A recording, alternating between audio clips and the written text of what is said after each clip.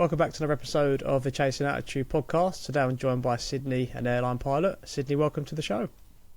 Hi everyone, happy to be here. Thanks for coming on. Question I always like to open up with is, what first inspired you to become a pilot? So from the time I was a teenager, I was interested in either medicine or aviation, and that was kind of uncovered through a careers quiz. So I grew up in Canada, and at least back then in grade 10, so when you were about 15 years old, we had to do a planning course. So you look at careers, scholarship letters, university, and things like that. And I actually did a really long careers quiz. It took probably an hour. There were over 200 questions, and then it pops out careers that you'd be good at. And I got things like pilot, doctor, and some others. And then we had to research too. And I researched pilot and doctor, and from that moment on, I was interested in either one of them by chance. When did you move over to the UK? Did you fly in Canada at all, or did you start your flying in the UK? So I originally planned to become a doctor, so I did an undergraduate degree in biochemistry in Canada. Okay. And then I started applying to medical schools, and then just something was telling me, like, I did still want to be a doctor, but I wanted to be a pilot a little bit more. So at that point, I decided to move to the UK. So my mom is British. I have dual citizenship, and she'd moved back. She's from Manchester, so she'd moved back to Manchester about 2 years prior in 2017. And then in 2019 at the time, I was like, okay, well, I need to continue working and save money for flight training. I can do that in Montreal, or I can do that in Manchester. And I just thought I'd give it a go and move to Manchester. And then I've been here since. Oh, wow, okay. Well, so not Manchester, but the UK. Yeah, brilliant. So you did your first lesson in Manchester. How was your first discovery flight? So I actually didn't do a discovery flight as people do. The first time I'd done like an unofficial discovery flight was about a year before in Canada. I was living in like the north in like an indigenous community where it's mostly fly in, fly out in small planes. And I'd seen a pilot flying around in this, at the time I just called it the yellow bug. But it was a de Havilland Otter, nice. Single engine. And I just asked him if I could go up with him, and he said sure. So that was my discovery flight. Oh, wow. So it was really cool, and I loved it. And that's when I was still on the fence about medicine or aviation. So anyway, so I'd done that, and then I never did a discovery flight in the UK. I just worked for quite a few years until I was able to afford training, and then I started in 2022. So I never really had a discovery flight here. And did you do an integrated course here, or did you do it modular? Yeah, so I did integrated at CAE. Okay.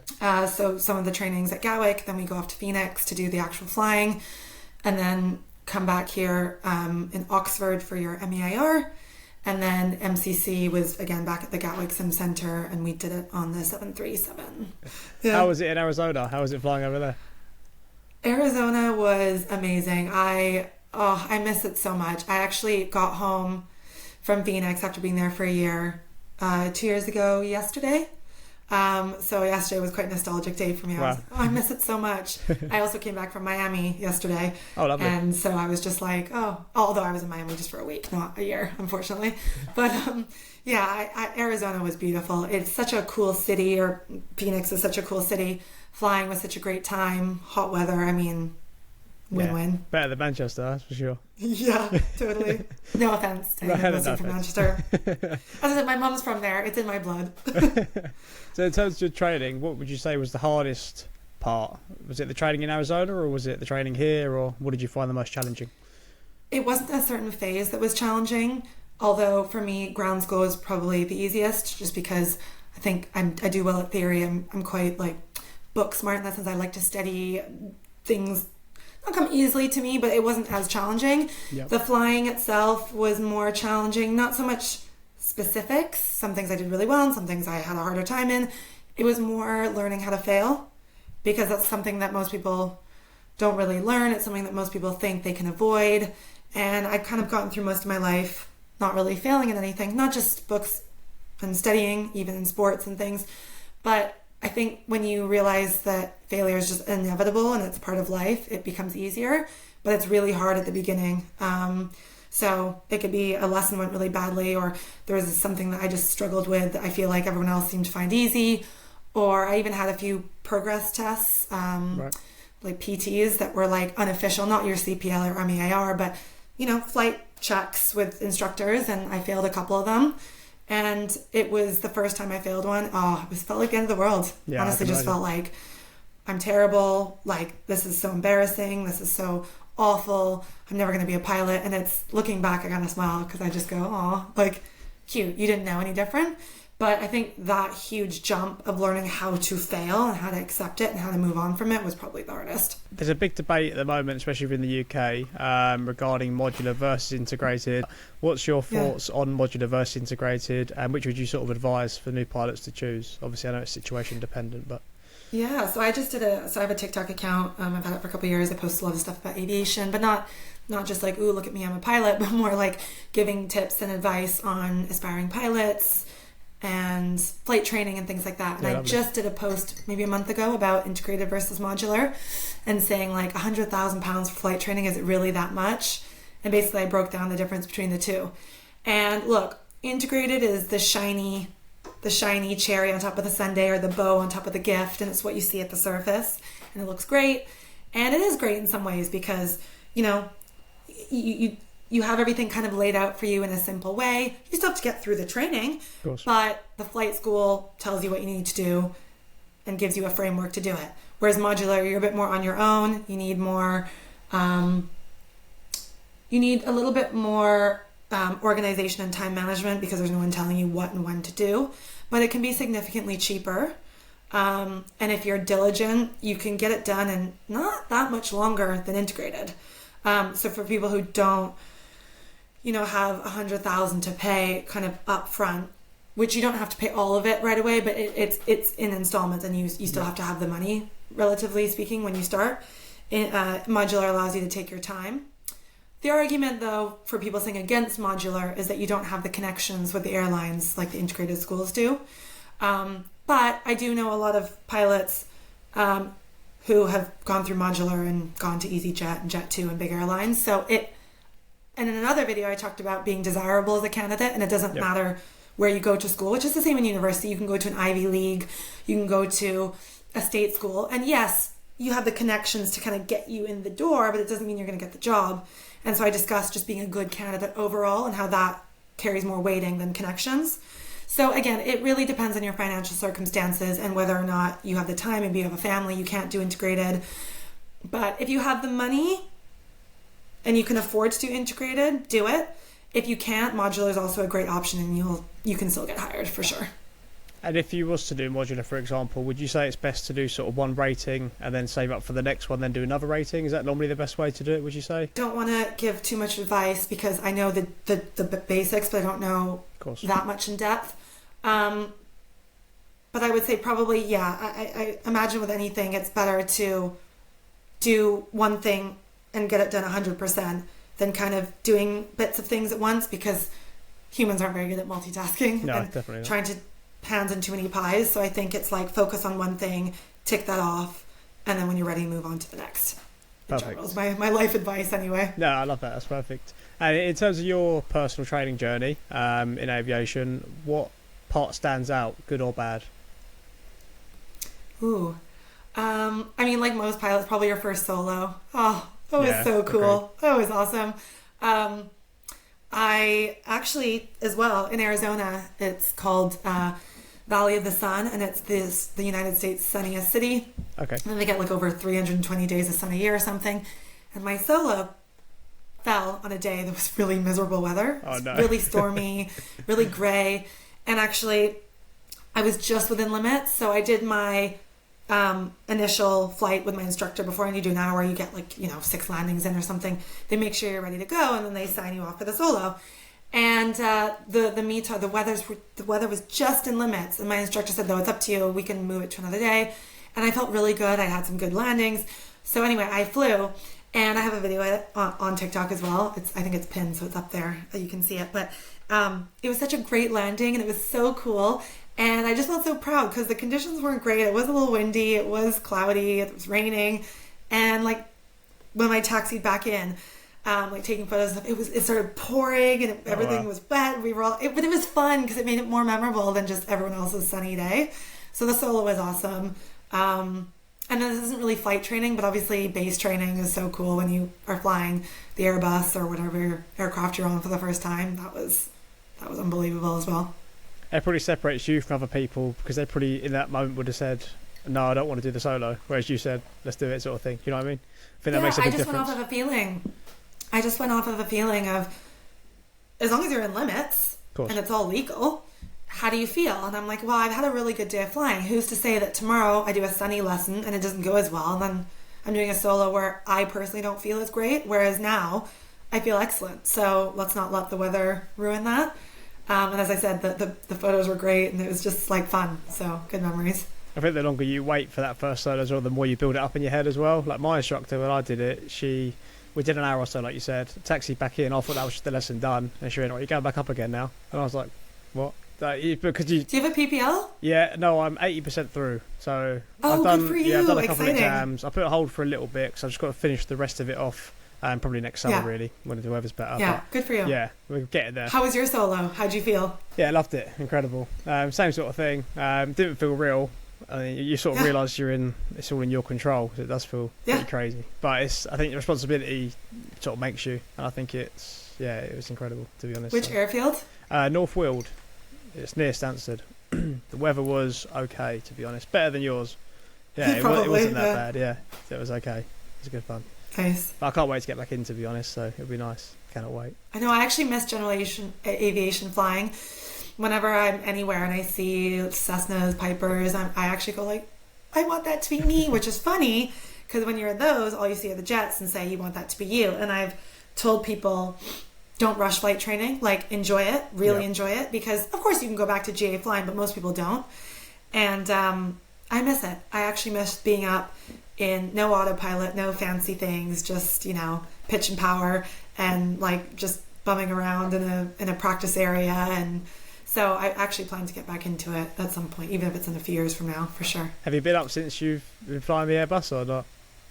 No, I miss it. Yeah, most pilots always tell me nerves and pressure are common to feel as a pilot and throughout your journey. How did you handle nerves and pressure in your early days and even now flying the Airbus?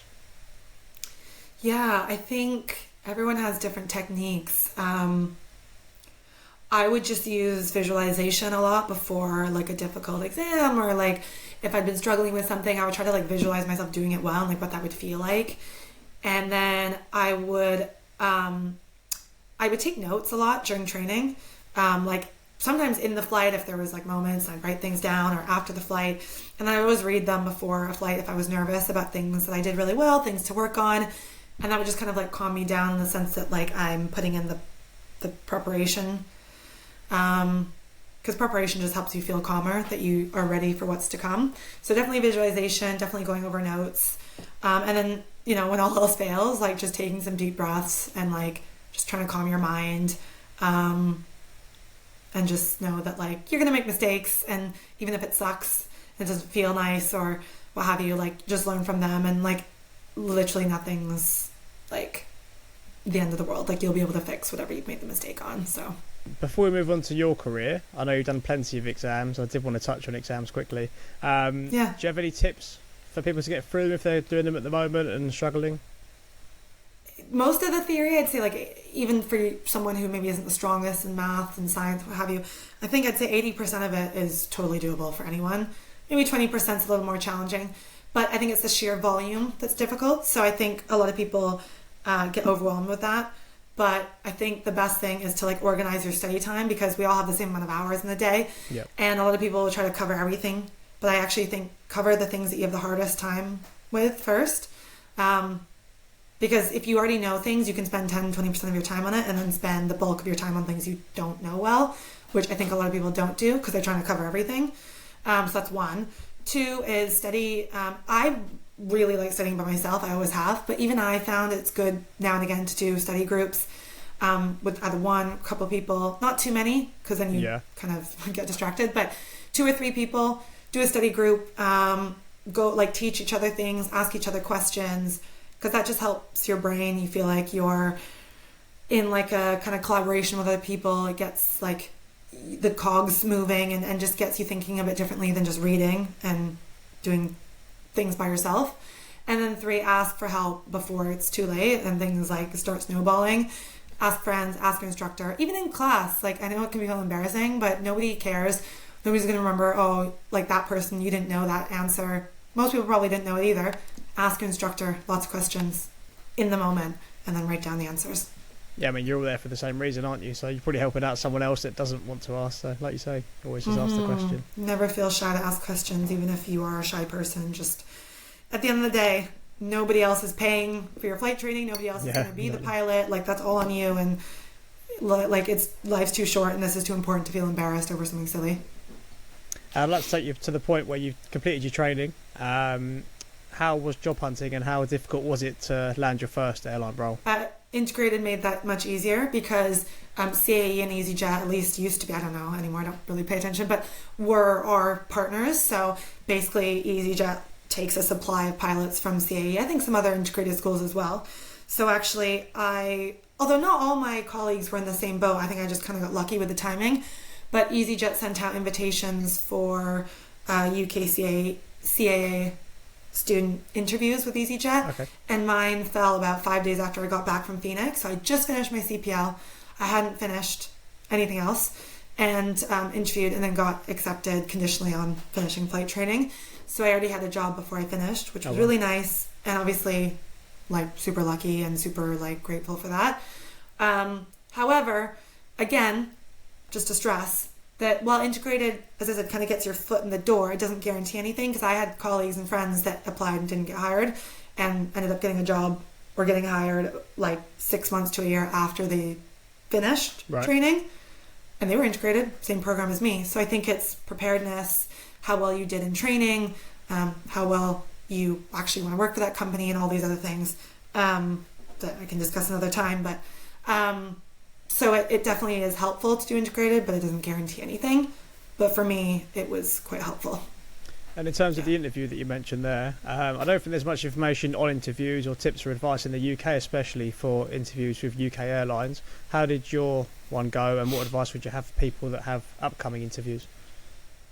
Yeah, so this is one thing that I have started doing a bit more on my TikTok account, because I used to be in recruitment. So as part of my working in the UK for 3 years before flight training to save money, I was a recruitment consultant in healthcare. So I was what they call 360. So I worked with the candidates trying to apply for jobs and the clients hiring. So I saw both sides. It was my job to prep my candidates to ace their interviews, while also working with my clients to see what they wanted. So I like matched the two. So that really helps me in my own interviews, and even with my friends, I help them prep for interviews and things. So most airline interviews follow the same pattern. Of course, there can be sim checks and aptitude tests, but that's separate. The interview itself usually kind of looks at three things. It looks at like you as a person, your strengths, weaknesses, all that kind of stuff. It looks at what you know about the industry. So what do you know about the airline? What do you know about what's going on in the industry? What do you actually think is the role of a pilot? And what does a day-to-day look like? And then the third part is the competency-based questions. So they'll look at things like how you react under stress, how you react in conflict, how you react, to different scenarios that could crop up, and like how you'll deal with that in future. So those are kind of the three pillars. Okay. And it's just making sure you're prepared for each of them. But there's also even subtle things like body language. If you're on a Zoom interview, and that's what I'm doing now, is I'm looking actually into the camera, not at the person, and that's super important. Most people will look at the person they're talking to, but it's actually really useful to look into the camera, even though it feels unnatural to start. And things like that. So it's a multitude of things. But as I said, most airlines all follow that same pathway. And as soon as you know that, you can use the same framework to prepare for interviews based off of that. Describe the first day flying, paid passengers, and also base training as well, if you like. Base training was cool. Yeah, it was like awesome. But actually for me, flying passengers was more fun. Like everyone talks about base training and how it's like the best day of their life, and it was fun. But I actually found like the real thing way more fun. Base training, it was, where were we? We went to Prestwick, and I had, I think, 4 other people with me. I think I went in the middle. I think they kind of just chose the order at random, so I went in the middle. And yeah, it was cool. Like, it was weird, but you also know that you've got like a training captain with you, and like they're gonna help you out, and if they're not happy, they'll take over. So you know, like nothing can really go wrong. So I don't know, I think the first landing was pretty good. And then I had a couple like not so good ones. I did have one takeover, which everyone feels embarrassed about. People don't like to admit that, but it's pretty common. I think actually I may have been the only one of the 5 that had a takeover. So it kind of felt a bit bad about it. But again, now I just realized like, that means nothing. Who cares? Like whatever. Yeah, exactly. It's part of it. And it wasn't anything horrendous either. It was just like, it was what it was. And I was a bit like, oh, but hey, fine. But it was fun. And I didn't feel as stressed as I thought. And when it was over, I was just like, cool. I just landed the Airbus like 6 times or something. Like, awesome. But the passenger flight was just... So I'm Gatwick based, but I flew out of Luton for that. And the captain I had was... Oh, he was like a big teddy bear. He was so lovely. Big smile. Super chill. It was great. And even the safety pilot behind was just really encouraging. And I flew to Barcelona, so it was perfect because it wasn't too short. Because I had a friend who went in Amsterdam, and I thought, oh... Imagine doing an Amsterdam. Even now, a year in, it's rush. So anyway, so I had Barcelona, 2 hours or something. So it was just nice to relax a little bit. Pretty sure I did my PA. Of course, I didn't tell them it was my first flight. But and the takeoff, they'd said was good technique. And the landing was really good. Yeah, it was really nice. It was really smooth. I had a small crosswind. And the captain and the FO, they actually clapped for me. Felt so nice. Yeah, they were like, well done. And then once I taxied off the runway, the captain literally like whacked me on the back as if to say like, good job. And pilot monitoring on the way back. I think the comms were fine. And I got home just being like, wow, I flew, 180 people to Barcelona. That was actually more fun than base training. It's just because you've got the cabin crew, you've got passengers, like it's the dispatcher and this, and it's the whole thing. And you're really doing the job. Now you're actually doing the job that you've trained to do. So it was great. Yeah. And I saw a video on your page where you flew your mum for the first time. That's a dream of mine. I can't wait for that moment myself. How did that feel? Couldn't even imagine. Oh, it was just, for most people, their parents are their biggest supporters. Even if they've got a good spouse or partner, great friends, like your parents are your parents. And my mom and I are super, super close, always have been. She's like my number one person. And I just... Yeah, it was so much fun. And she's also like really fun. Like she makes things fun, and she'll joke with the cabin crew, and she, I think I did a PA mentioning it and got like a clap or what have you. And then on the landing, I think she was in the aisle, so she asked her seatmate to film. And she was like making jokes about like if the landing's bad, she'll disown me. And like she's just a good she's fun. She doesn't take herself too seriously. And okay, 100% honesty, the landing was So I flew her twice, night stop. So flew her to Belfast. We stayed overnight, so that was great. And then flew back to Gatwick, and I did both of those as pilot flying. My landing into Gatwick was amazing, so I was really happy. My landing into Belfast, no excuses, but Belfast is a somewhat short runway. It's always windy, and it was okay. It wasn't a stinker, but it wasn't great. So she'd actually joked to her seatmate, and she was like, not my daughter. Everyone was laughing. But anyway, overall, it was so much fun. She had a great time. And we had a good time in Belfast. And as I said, the landing on the way back was butter. So it was good. So you mentioned the positives of airline flying. Is there any misconceptions that you found being an airline pilot that you haven't realised? Yeah, definitely. I'd say, I think for people who grew up like playing on sims and like, knowing pilots and knowing a lot more and being like av geeks, then they'd probably have already known this, but I didn't realize that automation is like a huge part of it, and you're not actually doing that much flying. You're doing the fun bits. You're taxiing, takeoff, landing. And to be honest, you wouldn't really want to fly in the cruise. It's boring anyway, but you don't realize how much is just like automated, and how, 1,000 feet above, you'll disconnect the autopilot. And like, I get why. And, if we were to actually manually fly, we'd probably be even more fatigued than we already are. And like for other reasons, workload management, like I get it. But, we become pilots to fly. And when you fly on small aircraft, you are doing it all yourself. And that's fun. And it gives you the thrill of flying. And when you're on a 60-ton aircraft, a lot of it's automated. And yeah, now I'm used to it. But at first I kind of felt like, oh, I wish we could fly more. And every airline's different. My airline, we can do more flying. We can take the autopilot out earlier. We can even disconnect the auto thrust, which obviously Boeing pilots would be laughing and like, we don't use auto thrust, but Airbus pilots, we do. And we can't, at my airline, we actually can take it out if we want. I haven't done that yet. I've watched some captains do it and it looks great. I did a few raw data ILSs just to practice, and that was really fun and totally adds to your workload, but it's really good to do it, and both of them went well. So there are opportunities to fly more manually, and I fly with captains who say every week or so they'll try to do one completely manual landing, like they'll take the autopilot out, way earlier, do a raw data ILS, thrust out, just to keep those skills up. But I think you have to be disciplined in trying to do that, because it's easy to just get lazy. So that's one big thing. Second is probably that your schedule changes a lot, in the sense that obviously you get your schedule a month in advance, you've got the dates, and your days off are protected, so those can't change. But within your actual schedule, it can change so much, especially in the summer when there's so much chaos and delays and things.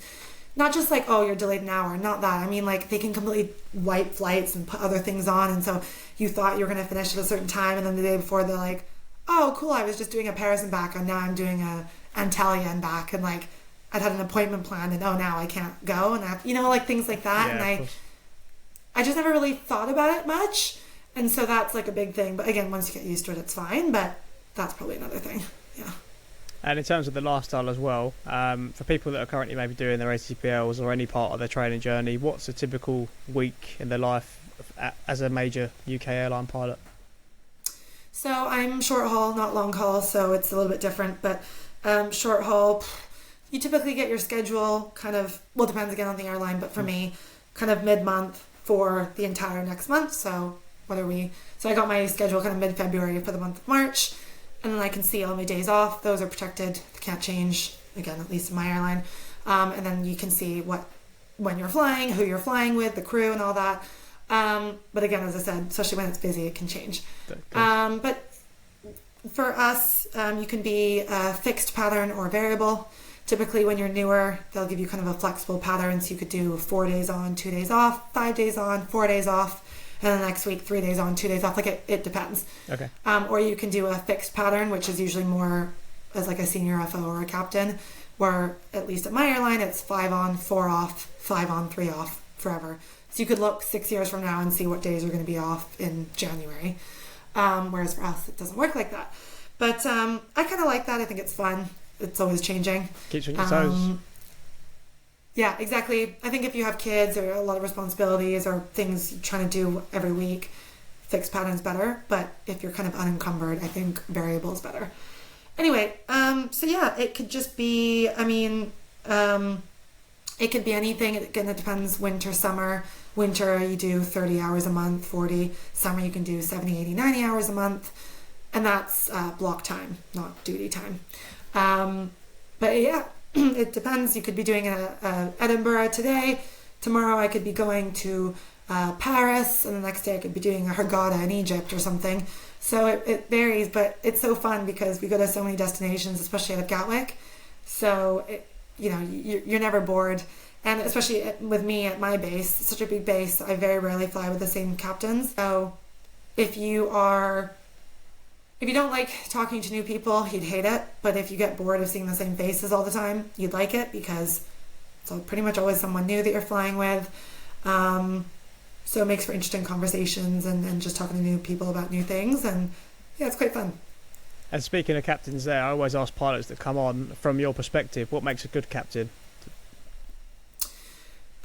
Somebody who is open to you doing things your way, but not in a stubborn way, but that's how you learn. So, I've been a first officer for 1 year and 3 months. I'm at, close to 800 hours. So I'm still pretty new. I'm still a baby in that way. And, I'm always learning. I'm some days I'll do a descent. It's perfect. Some days I'll level off too early and be like, okay. And I like captains that kind of just let you do it and let you make that mistake and let you kind of figure it out, or maybe give you a little pointer, but not kind of control what you're doing, which most don't. But sometimes you fly with some that just want it their way, and that's not how you learn. So I like someone who's open to letting you make your own mistakes, obviously in a subtle, not bad mistakes, learning mistakes. Yeah.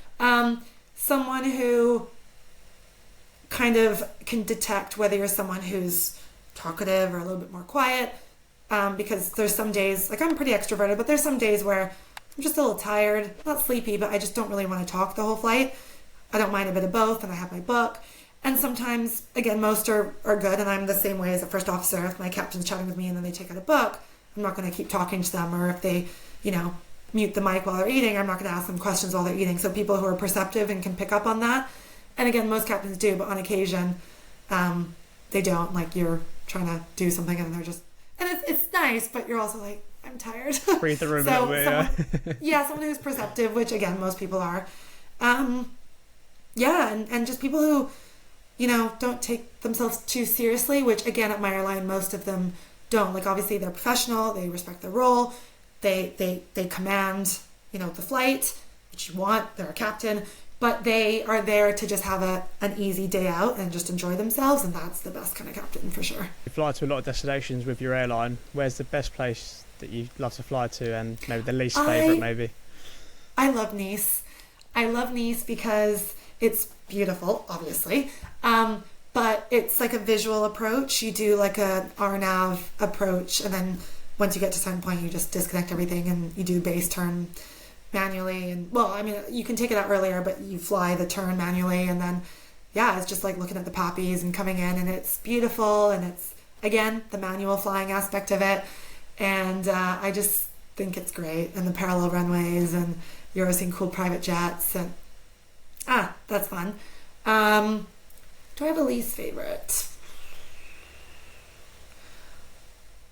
I like, so I'm always, because I'm new, I'm happy to get the hours, so I don't mind long flights. I find that the Turkish destinations, like, a little bit challenging. ATC, bless them, but they're just a little overwhelmed. There's a lot going on.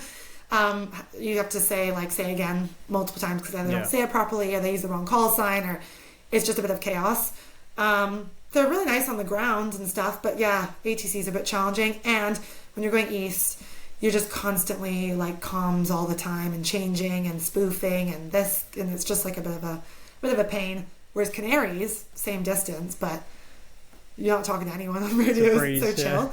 So probably like that. I haven't done the Greek islands yet, because last summer I was still newish, and there's certain restrictions on where new first officers can fly, so I didn't do any of the Greek islands. So apparently those are a bit of a pain as well, and I'll be doing loads of those this summer. But we'll see. Again, I just love my job, so we're still flying. It's still fun. I'm going to ask you the same question about the Airbus. Favourite thing, and something you change about the Airbus if you could? Ergonomically and aesthetically, it's beautiful. It's just laid out so simply, like a monkey could fly it, in the sense that like it's just like, especially for failure management, like the ECAM is great. And I know people who like really know it are like, there's limitations, and I'm sure there are, but it's just so organized. And even the overhead panel, like it literally says fuel, hydraulics, electrics, like it's all laid out, and fuel pump this and write this, and it's just easy and comfortable and makes sense. Whereas bless the 7.3, but that needs an overhaul. It is different kettle of messy. fish. Yeah. What is happening? Why is it? To all my 7.3 pilots, respect, because that don't look easy. But so ergonomically, it's beautiful.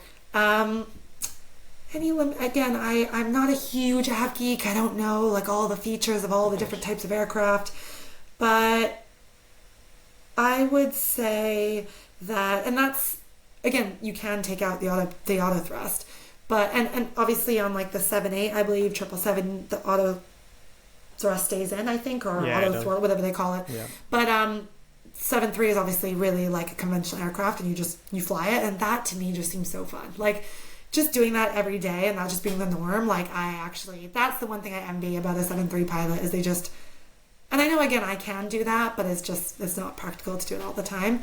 I just kind of envy that that's like the norm for them.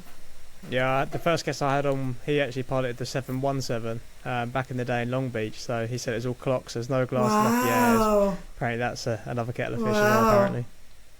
That's the 7.1. Yeah, I did it as part of because I did a degree as part of the flight training program as well, like the bachelor's in air transport management or something.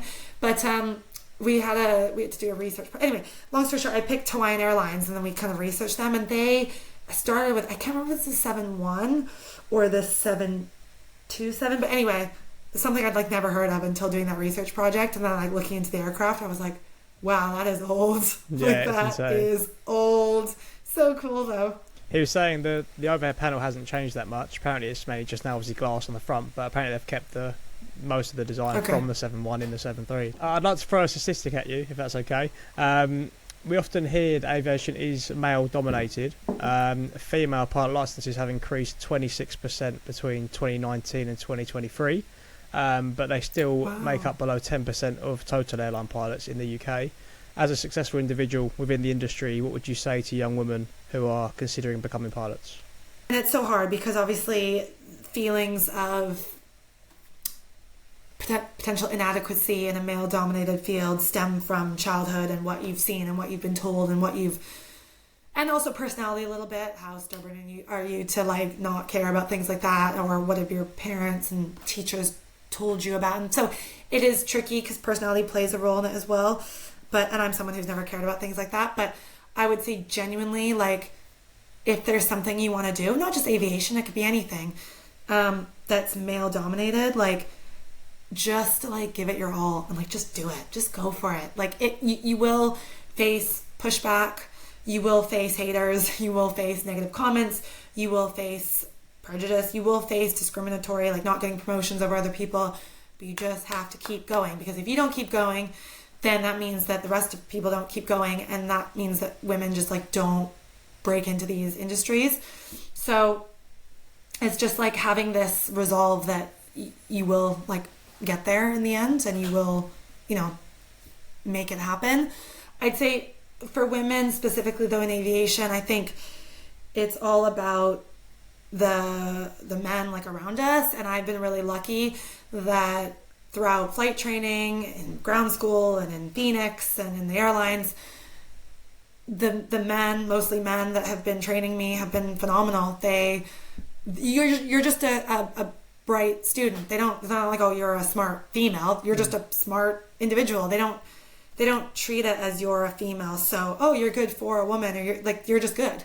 And I think that's key, because, well, obviously we need to discuss it about not just females, but minorities and people of color and things. Of course. Obviously it's a reality that these are marginalized groups, but at the same time, you have to find that balance between recognizing it and understanding that we do like have a harder time breaking into these industries, but also once we're in it, not saying like you're good like for a black pilot, or you're good like for a woman, like you're just good and we're the same as everyone else. And I think because I've experienced that, it's made it really seamless to be in the industry. Like I don't really notice that I am until passengers are like, oh, it's so cool to see a woman, or like black passengers like give me that nod of like it's cool to see someone that looks like me on the flight deck, and that's great. But on a day-to-day, like I just don't notice it. But again, I think that's also a big like hurrah to everyone around me that just make it like normal. What more do you think airlines or flight schools could do to encourage more into aviation? I think it's definitely good to have organizations. So I work with an organization called Fantasy Wings. Okay. They are trying to encourage more. I think they've been around since 2019, I want to say. Jackson could correct me, the founder, but I think so. Anyway, they work primarily with people of color and females, but anyone's open to join, to encourage more people from these marginalized groups into aviation. And I think they work with people between the ages of about like 13 to, it goes up to like 22 or something. Okay. And they work with partner airlines, so my airline's part of it, Virgin, BA, Manchester Airport, NATS, like all these big organizations. And they have sessions every month where they teach, they run like sessions all day where they teach people about different industries within aviation. So like pilots speak, air traffic controllers speak, airport speak, just trying to get more people, not just to become pilots, but to go into aviation. And again, probably people of color and women, or females of color. And it's great. And so I think that stuff's good. They give scholarships and things like that to make it more feasible as well. So that's really good. And then, of course, airlines will try to have that, like, we want to hire more women, or we want to hire more people of color and things like that. And I think that's great. And oh God, that's such a debate. Some people are like, that's not fair. But I think what people forget is that they're not just saying, oh, you're black or oh, you're a woman, so you're hired. No, you have to match the requirements. You have to meet the standard. If you're not good, they won't hire you. It's just they're trying to make a concerted effort to hire more people like that. And I'm sorry if you have a problem with that, like that's on you. Says like this is a good thing. 100%. Because the more diverse, and not just race, it could be anything, age, which countries you're from, what languages you speak. The more diverse an organization, the stronger it is, because we all have different skills. Biologically speaking, women have stronger traits, men have stronger traits, older people, younger people. Like, we all have different traits, so the more diverse an organization, the stronger it is. So I think it's great to see more women coming into the industry, and obviously ethnic minorities as well. Hopefully conversations like this sort of encourage even more people to take the step, or at least the first step. And big shout out to Fantasy Wings. I'll put up their details on the screen as well. Yeah, no, they're great. If they'd like to have a look. Obviously, Totally. part of that is having resilience as a personality trait to be a pilot. How do you personally navigate feedback and criticism throughout your training? Yeah, I mean, I am such a perfectionist, and I think a lot of pilots are. I think it's in our nature. But I feel like even I take it to another level, and I've had to work really hard on that. I set really high standards for myself. I have since I was like a kid. And like, if I don't achieve them, I just don't feel like happy. So I'm not that actually perturbed about like criticism, feedback from other people, because I just find it like useful. So long as it's given in like a positive way, which most time it is. You know, okay, this wasn't that good, but you know, this is how we can work on it. That kind of stuff doesn't bother me. If I don't think I've achieved what I want. So actually during training a lot, instructors will be like, oh, that was really good. But I'm thinking I could have done better and I won't be happy, you know? Whereas like, it was like an internal thing. So I feel like I was my harshest critic, and I didn't speak that well to myself. I was like, oh, you could have done better. It wasn't good enough. And like, that's no way to speak to yourself. So I think that was actually the hardest part for me. But dealing with feedback, criticism, I think is just part of growing as an individual, part of growing in your career. And, you know, even when, because let's be real, like not everyone is a great communicator. Not everyone is meant to be a teacher. And you got people in training, not just in aviation, any industry, where like they kind of suck at giving feedback. It sounds negative. It sounds personal. It's not very nice. And I've had that on occasion in my career so far as a pilot. And sometimes you do feel like, whoa, like, really? And like you don't feel good, or you're like, what? But it's just remembering that if they're doing that with you, most of the time it isn't personal. They just suck at giving feedback. And even if it is personal, you can't win them all. Not everyone's going to like you. Like, even if you're a nice person, you're a great person, someone will always find fault with you for something. So it's just trying not to take it personal and kind of going like, their problem, not mine. And if though you can appreciate that even though they didn't give like good feedback in the way you wanted it to, it's still good feedback. Just try to take it on board and just kind of forget about the person, but like keep the feedback in the back of your mind, kind of thing. And if you did have a bad lesson or a flight and you were hard on yourself, how do you reset after that so it doesn't affect your next lesson, for example? I like to talk through my feelings. So I'm really lucky. I have a really good support system as a family, friends, colleagues, and I'll just talk to people. If I've had not so much recently, but especially in training, if I had a bad flight, I'd sometimes even reach out to captains that I like knew already and be like, oh, like this was really bad, or like I have a friend, she's a trainer, okay, and so she was never my trainer, but sometimes I'd be like, oh, I feel bad about this, and she would just kind of like reset my mind. And sometimes it was just encouraging me, sometimes it was actually breaking down something that maybe like I had a hard time understanding, or sometimes it was just like being a good ear. And the more I would talk it through with different people, the more I got so bored of telling the same story over and over, and I'm like, oh, this doesn't really bother me anymore, like boring, like on to the next thing. So that really helped me. But for some people it can just be not thinking about it and kind of not dwelling on it, and maybe listening to good music, going for a run, watching your favorite show and laughing, like just letting it go. And yeah, of course, taking the feedback to try to be better, but not like dwelling on it too much. Everyone's different. You just have to kind of find your thing that helps kind of put things into perspective. I like to do a segment on sort of advice for the next generation, sort of inspire them.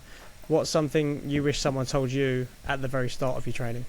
definitely, like, it's not a matter of if you're going to fail, it's when. And not just once. You're going to fail so many times on so many different levels throughout your entire career. It could be something really, really, really tiny where, like, you got an answer wrong on a test. It could be something really big where you, like, did a really crappy landing and, like, everyone in the back screamed. It could be, like, it could be anything. It could be you, I don't know, like, you tried to make a joke with someone that, like, wasn't funny at all, and then, like, they got, like, super like, it could be a million different things. Yeah. And not all of those happened to me. I just, like, tried to think of, like, what. But and yeah, I haven't had a landing where everyone screamed. I'll just say that. I've had some crappy ones, but definitely not one of those. I've heard stories of those, but luckily, and I admit my faults, but that's not one of them. But anyway, it's just, like, accepting that it's not about if you're going to fail, but when. And as I said before, it's, like, learning how to react and respond to that properly. And some people can do it better than others. Some people take, failure much harder than others. Some people take longer to rebound. But it's really just knowing that that's, like, inevitable and not trying to escape it. But almost, like, embracing it, because it does actually make you grow and it does make you better. It's just hard to deal with, but it's just learning, like, how to deal with it. And then, like, kind of moving on. Yeah. And then looking ahead in your career, what are you most excited about? Everything. I want to do it all. Yeah. Honestly, the world is so big.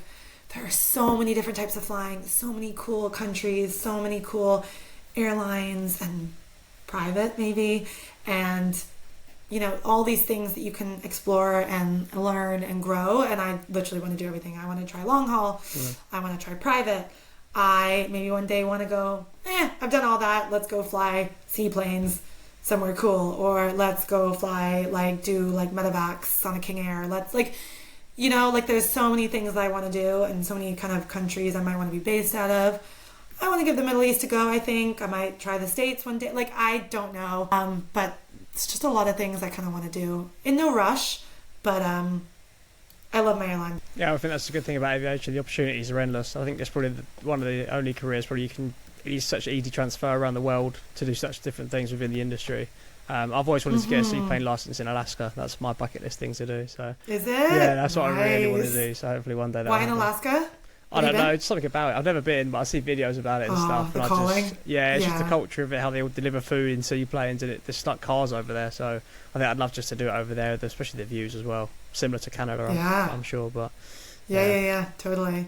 But I think, it's just, as I said, the world's so big. There's so many cool types of flying and different kinds of aircraft and different types of, like, service and like what the purpose is of your flight, and it's just so cool. Like, I think medevac seems so awesome as well. That interests me, and I kind of want to get my helicopter license. I sound all over the place, but I'm not. I actually kind of have, like, ideas and like timelines and plans and things, but and I'm not going to do all of those things most likely, but because I do like consistency, and I think also for your professionalism you want to stay places for a decent amount of time, and it's not like chopping and changing every 2 years.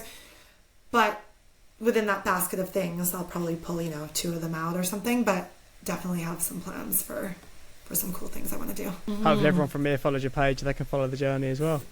Yeah, no, absolutely. I just want to ask you one more question as well.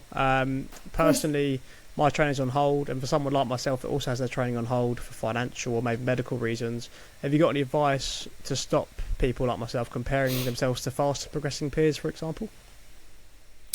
Yeah, I think, again, discussed this on my TikTok a few times with people sending me messages like, I'm 23, is it too late to start? And I laughed. I'm like, I'm 31, and like, it's my first year with my airline. Like, my really good friend of mine flies for BA. He's 35 and just started, and I know plenty of captains who actually started closer to 40. Not as a captain, like flight training. Yeah, right. So, first of all, it's like life is long, and the race is literally only with yourself.